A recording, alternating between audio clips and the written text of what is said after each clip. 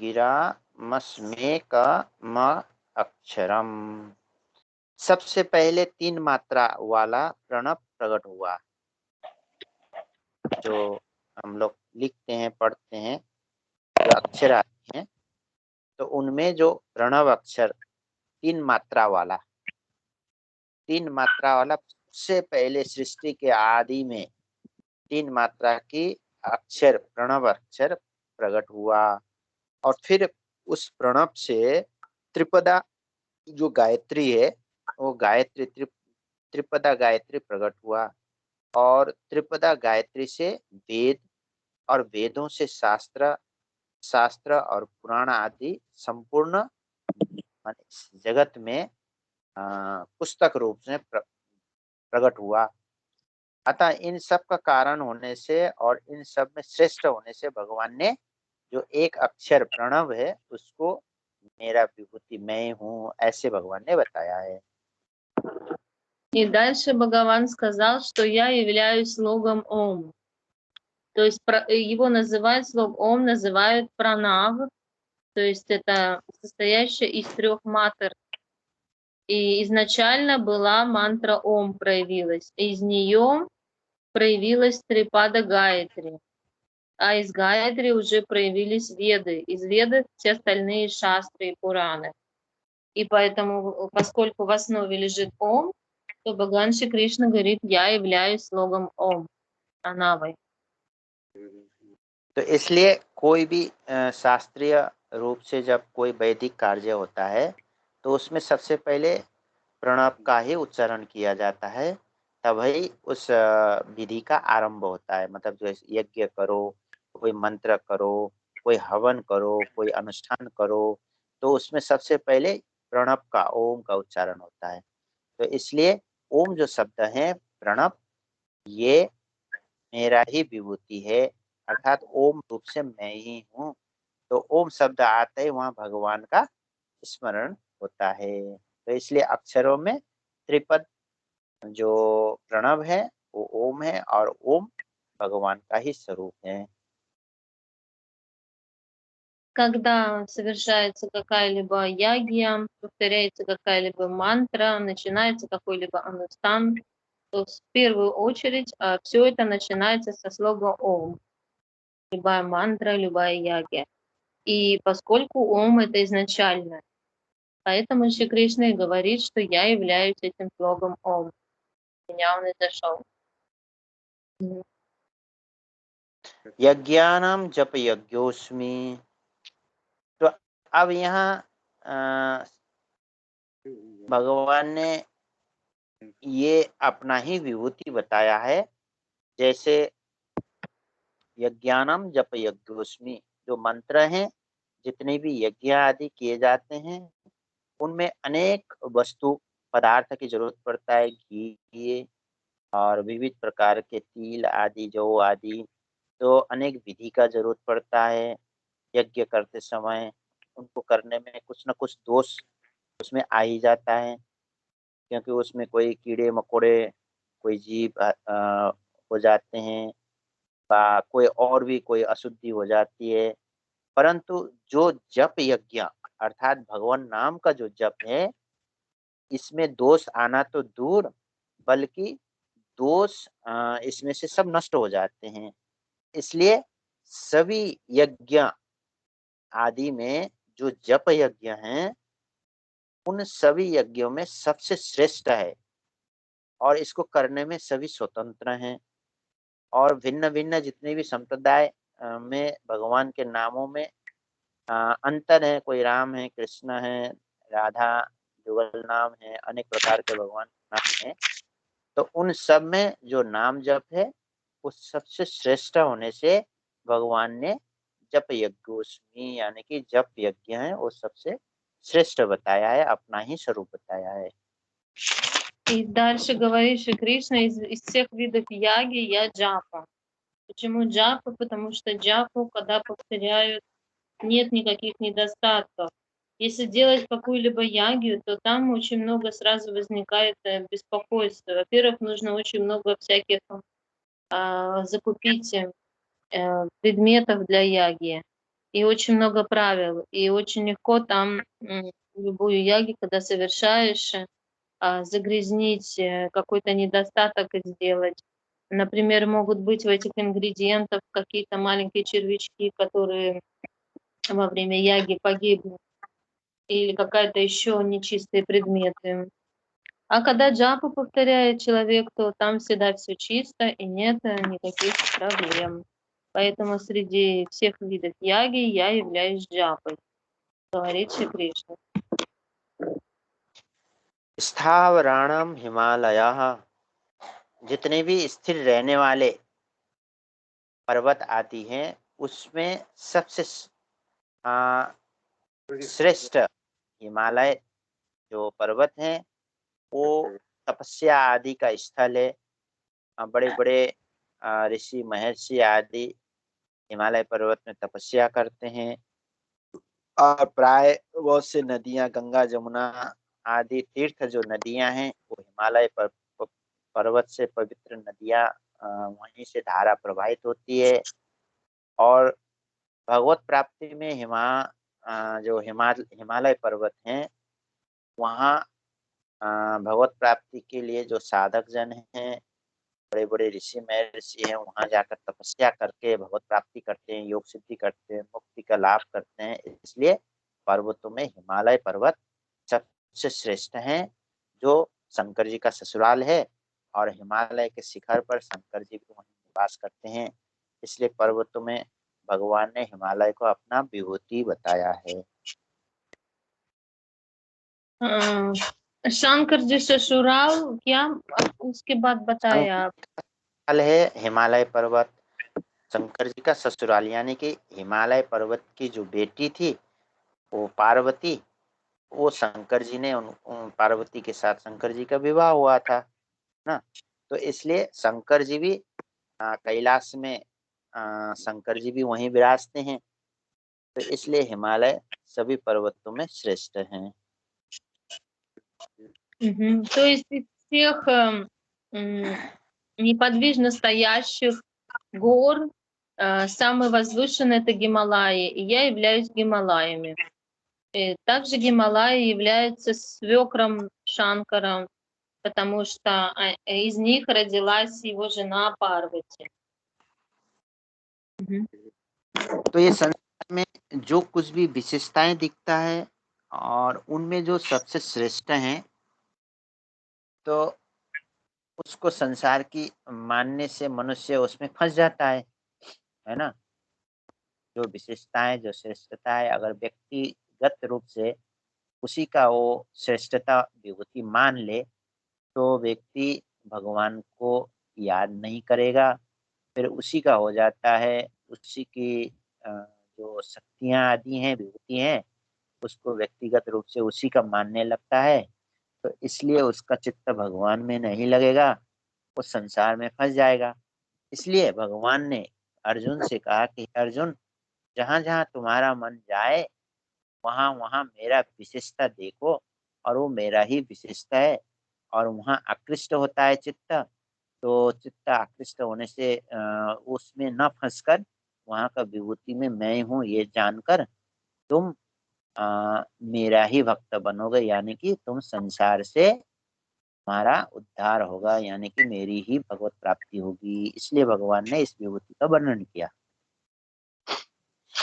То есть Бхагаван эти вибхути описал для того, чтобы это было для нас как опорные такие точки, моменты, за которые наше сознание может цепляться и видеть в них проявление величия Бога. И если мы видим какую-то необычность в чем-то, необыкновенные какие-то чудесные чудеса какие-то или что-то очень возвышенное, то нам это всегда надо связывать с Богом. Если мы это будем связывать с личностью или с сансарой, то мы погрязнем. Если мы будем считать, например, что это принадлежит какому-то человеку, да, что там необычное, непосредственно личности, а не будем говорить, что это исходит из Бога, то мы будем погрязать в сансаре все больше и больше. Именно для того, чтобы мы не погрязли, Бхагаван написал это все, чтобы мы все связывали с Богом. आगे बताते हैं 26वां श्लोक में अस्वस्थ सर्ववृक्षाणां देवर्षीणां च नारदः गंधर्वाणां चित्ररथः सिद्धानां कपिलो मुनि अस्वस्थ सर्ववृक्षाणां। पीपल जो वृक्ष हैं एक सौम्य वृक्ष है, मतलब शांत, जहां जाने से शीतलता मिलती है, जहां अत्यधिक ऑक्सीजन की मात्रा मिलती है, तो इसलिए इसके नीचे हर एक पेड़ लग जाते हैं। पीपल के वृक्ष के नीचे और कोई भी पेड़ हो जाता है। और यह जो पहाड़, मकान की दीवार, छत आदि जो कठोर जगह पर भी पीपल सहज में पैदा होता है, किसी भी जगह से पीपल का वृक्ष पैदा होता है। तो पीपल वृक्ष के जो पूजन करने से बड़ी महिमा, पीपल विष्णु भगवान का स्वरूप माना जाता है, इसलिए यहाँ ब्रजवासी लोग, तुमने देखा होगा, पीपल वृक्ष में जल चढ़ाते हैं, परिक्रमा लगाते हैं, धागा बांधते हैं। तो आयुर्वेद में बहुत से रोगों का नाश करने की शक्ति पीपल वृक्ष में बताई जाती है। तो इन सब दृष्टियों से भगवान ने पीपल वृक्ष को अपना विभूति बताया है। В следующем стихе, 26 стихе, описывается дерево пипал. И говорится, что я являюсь этим пипалом. Дерево пипал, оно обладает необыкновенными свойствами с точки зрения аюрведы, она лечит множество болезней. И она является проявлением сварупы Вишну. И в Бриджавасе, например, они все поклоняются, обязательно льют на него воду, завязывают такие ниточки красные, делают парикраму, молятся ему. И все, кто находится под этим деревом, они сразу чувствуют успокоение, прохладу внутри себя. И любое дерево под этим деревом быстро прорастает и хорошо растет, любая растительность. А само дерево пипал может вырасти где угодно, хоть даже на дороге там прорасти может. देवर्षीणाम च नारदः। देवर्षि भी कई और हैं और नारद भी कई हैं, पर जो देवर्षि नारद एक ही हैं। देवर्षि भी बहुत हैं और नारद भी बहुत हैं, पर जो देवर्षि नारद वो एक ही महर्षि हैं, ऋषि हैं। ये भगवान के मन के अनुसार चलते हैं, और जो भगवान को जैसी लीला करनी होती है, ये पहले ही वहां जाकर व उस क्षेत्र में कोई से ही भूमिका तैयार कर देते हैं। इसलिए नारद जी को भगवान ने मेरा मन कहा है, यानी कि भगवान के रूप में स्वयं देवर्षि नारद भगवान का विभूति है। मतलब क्या बताया, अगर कोई कहीं उत्सव होता तो नारद पहले वहां जाता। हाँ, मतलब जैसे कोई लीला होना हो, भगवान को कुछ लीला करना है, तो देवर्षि नारद जी पहले जाकर वहाँ भूमिका तैयार करते हैं।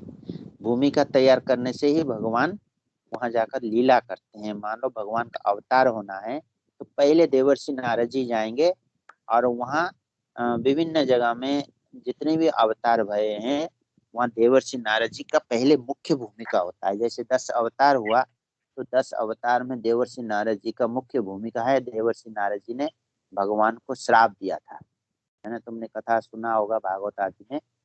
तो अ, जो भगवान की मोहिनी स्वरूप में देवर्षि नारद जी मोहित हो गए थे, और मोहित होने से मोहिनी से विवाह करने के लिए देवर्षि नारद जी की इच्छा थी। अब इधर जब वहाँ स्वयंवर की माने प्रक्रिया शुरू हुआ, तो उस समय विष्णु भगवान भी वहाँ आए थे और देवता भी आए थे। पर और देवता तो जानते थे कि ये स्वयं महालक्ष्मी स्वरूप भगवान ही है। पर वहाँ नारद जी को बंदर का रूप बना दिया भगवान ने।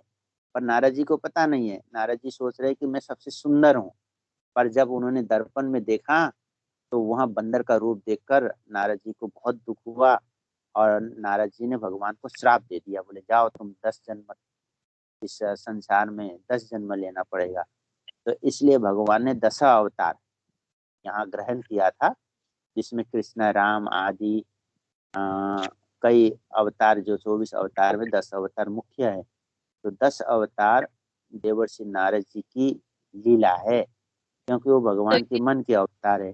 तो महीने नहीं था, वो कोई और था। मोहिनी तो वहाँ अलग लीला था, नहीं? महीने दूसरा, ये कोई दूसरा वाला विष्णु प्रकट हाँ, किया। हाँ, मोहिनी तो समुद्र के मंथन के समय मोहिनी प्रकट हुई थी। ये कोई नारद जी दूसरा, की लीला दूसरी है। हाँ हाँ, कोई दूसरा बनाया। हाँ, अच्छा। भागवत में है, पुराण में है। तो ये मतलब भगवान की कोई भी लीला करना होता है तो उस समय नारद जी प्रधान रूप से पहले भूमिका तैयार कर देते हैं। Значит, среди всех деварши множество есть девариши, то есть главные мудрецы, которые управляют вселенными. Я являюсь Нарадой. Нарада, он тоже бывает как хост, то есть много бывает разных Нарадой, но главный Нарада — это я, говорит Бхагаван. И он, то есть Нарада также является моим аватаром моего ума. То есть, почему? Потому что когда нужно какую-то лилу сыграть, то вначале отправляется туда Нарада. Нарада подготавливает почву для лилы, и потом уже сам Шри Кришна или Вишну не сходит туда и играет свою лилу. И, например, была такая лила, что Нарада, он подумал, что он самый лучший брахмачари, его не интересуют женщины. Но в этот момент Вишну его проверил и нагнал на него иллюзию, и он влюбился в какую-то царевну. И, вы слышали эту историю, да, что... А лицо сделал ему обезьяной. И, конечно, эта царевна на него даже не смотрела. Вот. И тогда Нарада проклял и Вишну, и сказал, что тебе придется 10 раз рождаться на Земле. На этой планете Земле рождаться из-за того, что ты меня так поиздевался надо мной. Вот. И в итоге действительно 10 аватаров различных Вишну, Бхагаватам описывается, они приходили каждый в свое время на Землю. तो देवर्षि सदा वीणा लेकर राग रागिनी के द्वारा भगवान का गुणगान गाते हैं, और असुर राक्षस दैत्य आदि में सब जगह देवर्षि नारद जी सभी मानते हैं, उनको पूजन करते हैं। इसलिए उनकी बात को सब विश्वास करते हैं। जब भगवान श्री कृष्ण का अवतार हो रहा था, उस समय भी कंस के पास देवर्षि नारद जी आकर वो लीलाएं आदि किया था, जिससे वसुओं का वहाँ प्रकट होना, वसुदेव नंदन के देवकी के गर्भ से। तो 8 वसुओं जो थे, उनमें मुख्य रूप से जो वासुदेव हैं, पीछे अष्टम गर्भों में वासुदेव आए, तो ये सब नारद जी की ही लीला थी। उनके कहने से ही कंस ने उन सबका उद्धार किया था। और जो महाभारत आदि में भी देवर्षि नारद जी का मुख्य रूप से वर्णन आता है। व्यास जी हो गए देवर्षि नारद जी के शिष्य। महाभारत के जो मुख्य व्यक्ति जो व्यास जी थे, और वाल्मीकि आदि जिन्होंने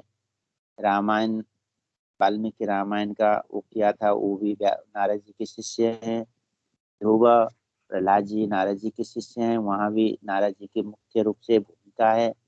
तो इसलिए नारद जी ऋषियों में जो श्रेष्ठ होने से जो देवर्षि नारद जी हैं, उस रूप में स्वयं मैं हूँ भगवान, उनको अपना विभूति बताते हैं। То есть поэтому Бхагаван назвал Нараду своим вибхути, поскольку Нарада, он является главным участником различных лил. В Махабхарате описывается, как И в Ведах, Пуранах говорится, что в Ясджи была такая личность Вальмики, который написал Рамайну. И они все были учениками Нарада Муни, Прохлада. Вот. И он был великой личностью, ну не был, он есть, и среди всех мудрецов он самый главный, поэтому все ему верят и слушают, и демоны, и боги, они с ним считаются. И Лила с появлением Кришны тоже связана. Нарада сказал Камсе, сказал, что тебя убьет этот ребенок 8. И поэтому вся эта лила с Васудевой, с этими детьми, которых убивал Камса, была. Вот. Сам Нарада носит все время вину с собой, играет на различные раги, рагини, поет, прославляет Бога постоянно. गंधर्वाणाम चित्ररथः, जो स्वर्ग के गायक हैं, जो गीत गाने में सबसे कुशल जो गंधर्व आदि हैं, उन सभी गंधर्वों में जो चित्ररथ वो मुख्य हैं। अर्जुन जब वो स्वर्गलोक गए थे तो उस समय गंधर्व के जो चित्ररथ रूपी गंधर्व हैं उनसे उनका मित्रता हुआ। तो उस मित्रता होने से अर्जुन ने जो गान विद्या जो राग रागिनी आती तो अर्जुन ने सिखाने कलाओं में मृदंग आदि अनेक वाद्य कला में पारंगत भय अर्जुन। तो उनके जो गुरु थे गान कला सिखाने वाले वो चित्ररथ थे, चित्ररथ से उन्होंने सीखा था। तो गान विद्या में अत्यंत निपुण गंधर्वों में मुख्य होने से भगवान ने चित्ररथ को अपना विभूति बताया है। Читрарат – это один из главных гандарвов, который является гуру. Он очень красиво поет, лучше всех там поет, и он был также гуру Арджуны. Когда Арджуна пришел на небеса и учился там пению, искусству гандарвов петь, он учился именно у Читрарата, различные раги, рагини. Вот. И я являюсь Читраратом, говорит Шри Кришна. सिद्धानम कपिलो मुनि, सिद्ध दो प्रकार के होते हैं। एक तो साधन करके सिद्ध होते हैं और एक जो पहले से ही जन्मजात सिद्ध होते हैं।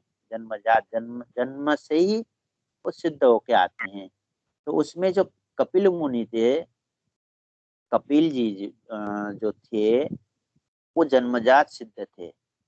इनको आदि सिद्ध कहा जाता है। कपिल मुनि को कर्दम जी के ये पुत्र थे, देवहूति के गर्भ से प्रकट भये थे कपिल जी।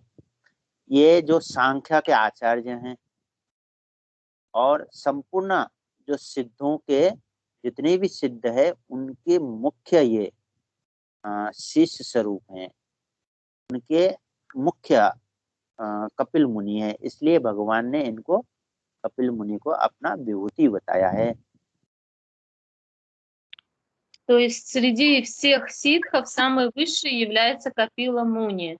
Он является как короной всех ситхов, ачарьев. И ситхи бывают двух видов. Одни, которые получаются в результате садханы, приходят, а другие просто по рождению, в результате каких-то прошлых работ. И Капила Муни, он именно был такой, который по рождению был ситхом, и он считается царем всех ситхов. И Шри Кришна говорит, я являюсь Капила Муни.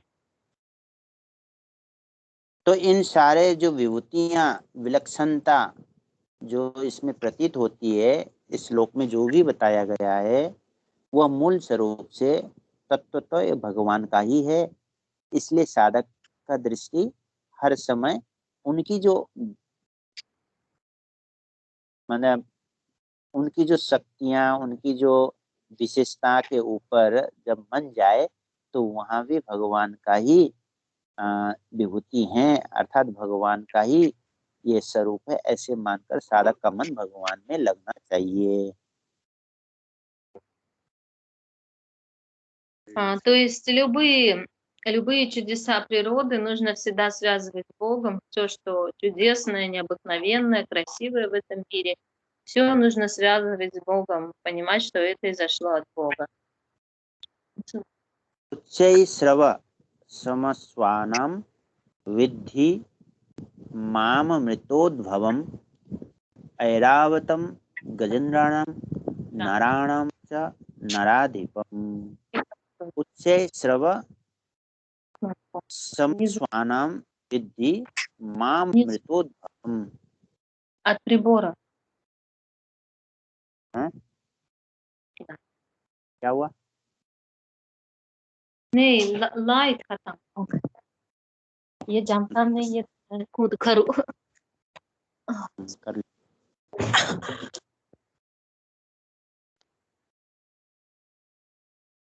बहुत गर्मी है, मुझे पता नहीं इस अक्टूबर में कितना गर्मी ऐसा क्यों होता है।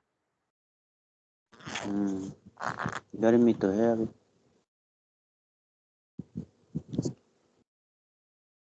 Током ударило меня. Ну ладно. То, что током. Current लग गया मेरे को। Current लग गया मेरे को। कब?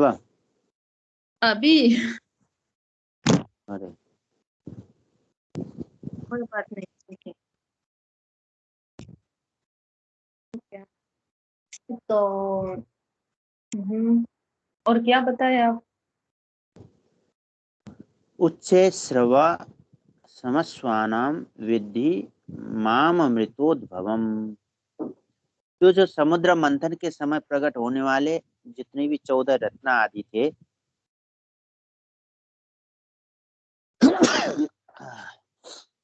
समुद्र मंथन में जो 14 रत्नों में उच्चे श्रवा जो घोड़ा भी एक रत्न था। यह इंद्र का वाहन और संपूर्ण घोड़ों का राजा है, इसलिए भगवान ने इसको अपना विभूति बताया है। जो इंद्र का जो घोड़ा है उच्चे श्रवा, उसका नाम है। समुद्र मंथन के समय 14 रत्न प्रकट हुआ था, तो उसमें ये घोड़ा भी है।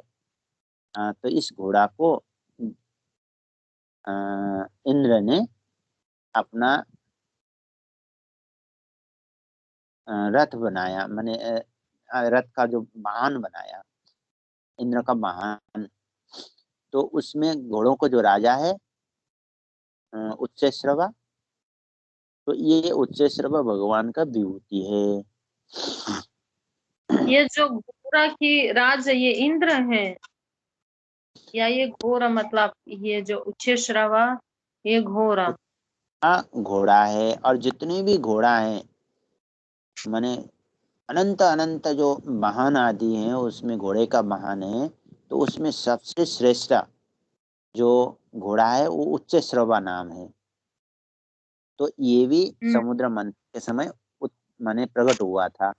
ये जन्मजात नहीं है, समुद्र मंथन के समय निकला हुआ है, इसलिए इस घोड़ा भगवान का ही विभूति है, ऐसे मानो करके भगवान अर्जुन को बता रहे हैं। Дальше Бхагаван говорит Арджуне, что Уччешрава являюсь я. Уччешрава — это лошадь, которая проявилась в результате пахтания океана. Там было 14 необычных существ, которые проявились, и из них одна была лошадь, которая необыкновенной красоты, и Индра взял ее себе в качестве наездника, он ее как это использовал, или да, в качестве он ехал на ней, как, в колеснице сидел, и она была запряжена в колесницу, лошадь Индры. То есть я являюсь ею, говорит Шри Кришна. Это уже 27 стих пошел. ऐरावतम गजेंद्राणम, जो हाथियों का जो समुदाय है, जितने भी हाथियां हैं, अनेक प्रकार के श्रेष्ठ श्रेष्ठ हाथी है, उसको गजेंद्र कहते हैं। तो ऐसे गजेंद्र में भी जो ऐरावत हाथी है वो सबसे श्रेष्ठ है। जैसे उच्चैश्रवा घोड़े की तरह ऐरावत हाथी भी जो समुद्र मंथन के समय माने प्रकट हुआ था, और यह भी इंद्र का वाहन है। इस ऐरावत हाथी में इंद्र बैठकर अपने संचालन करते हैं, कहीं भी जाना हो, युद्ध आदि करना हो, तो ऐरावत हाथी में भी वो बैठते हैं। भगवान ने ऐरावत हाथी को अपना विभूति बताए हैं।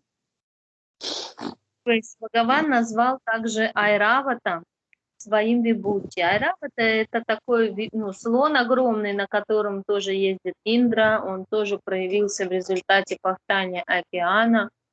То есть я тоже являюсь им, говорит Шри Кришна.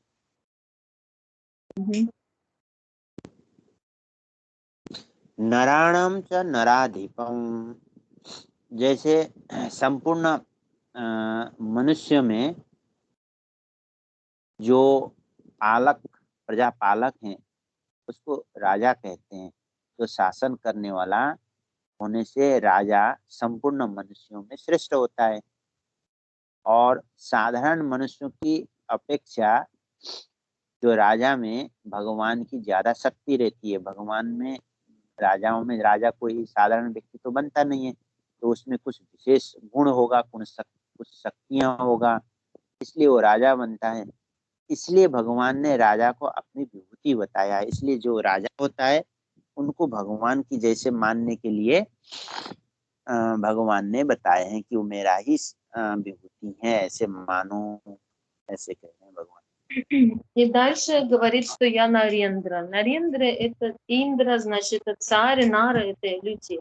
То есть цари, все цари, ну сейчас это президенты, да, то есть я являюсь царем, поскольку царем обычный человек не может быть, у него должны быть какие-то определенные качества, какой-то шакти, какая-то мощь, чтобы он мог быть царем.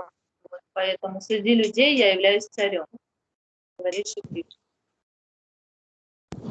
तो ऐसे अनेक प्रकार के विभूतियों में जो बलवान हैं, जिसमें सामर्थ्य है, वह भगवान से ही आता है।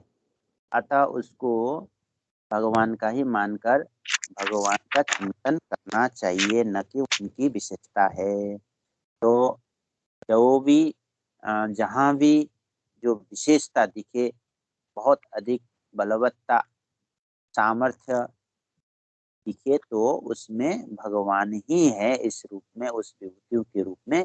ऐसे मानने से हमारा जो मन है वो संसार में न फंसकर भगवान की तरफ आकर्षित बना रहता है और निरंतर भजन होता है। इसलिए भगवान ने ये विभूतियों का वर्णन अर्जुन को बताया है।